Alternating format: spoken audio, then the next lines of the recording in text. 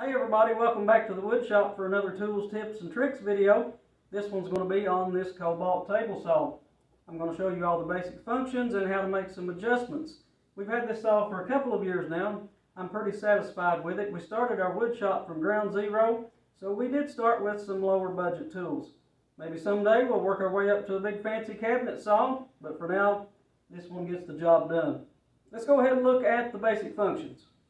Now to unlock the fence, you have to pull up on this lever over on the right side of the saw. That will allow the fence to move now. The fence don't actually slide by itself. It's attached to these sliding rails on the front and the back of the saw. These rails extend out so you can rip things that are wider than the table itself.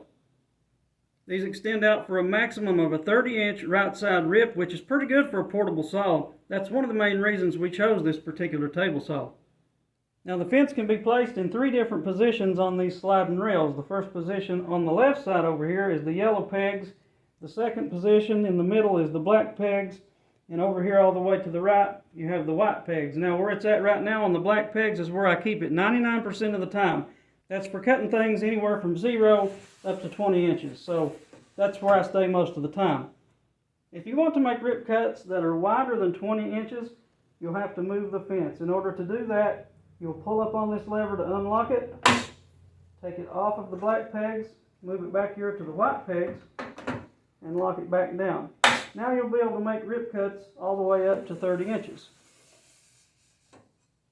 Now you'll notice I have moved the fence over to the yellow pegs on the left side of the blade.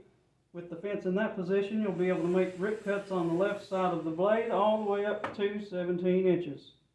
Now the rulers are also color coded so you can tell which one to use with whatever position your fence is in. The black ruler is for the black pegs, the white ruler is for the white pegs, and the yellow numbers on the black ruler are for the yellow pegs. Now when you're making larger rip cuts and you're using the white set of pegs, you'll mark your cut with this blue marker, and for the black and yellow sets of pegs, you will use this clear marker with the red line right here and line up with your cut.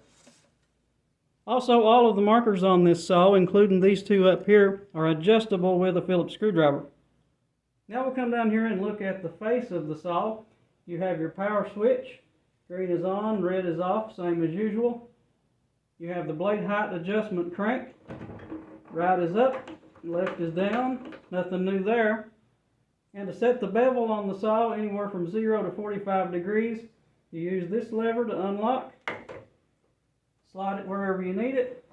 Lock it down on whatever angle you want to cut. Now if you need to reposition or remove the riving knife, first thing you got to do is pop out the throat plate insert. And there's a little lever down there. I don't know if you can see it or not. But you pull up on that to release the pressure from the riving knife. And if you need to make an on-through cut, you push it all the way down flat. Or just pull it all the way up if you need to remove it. Now there are adjustment screws down in here to help you get your riving knife lined up perfectly with your blade, but there's no way I'm going to be able to get those on camera because they're too far down in there. If you notice here, all three sets of these pegs have a hex screw in the center of them. Now that is to help you get your fence square with the blade. If you need to adjust the fence to square it up with the blade, you just loosen that screw just a little bit, and these pegs will move back and forth and allow you to square in your fence with your blade. Now this saw does fold up for easy storage, and it has wheels, so it's easy to get around either in the shop or on the job site. You have these handles, you just tilt it forward, and you can store it just like that. If you need to go somewhere with it, pick it up, roll it around. When you get to where you're going, set it down, hold it back out, and you're ready to cut. Well, that's a look at our Kobalt table saw functions and adjustments. I hope you found this video helpful. If you like it, give us a thumbs up. Subscribe to our YouTube channel to stay up to date on all of our content. You can catch us on Facebook too, or check us out on our website at woodsongsbyrussell.com.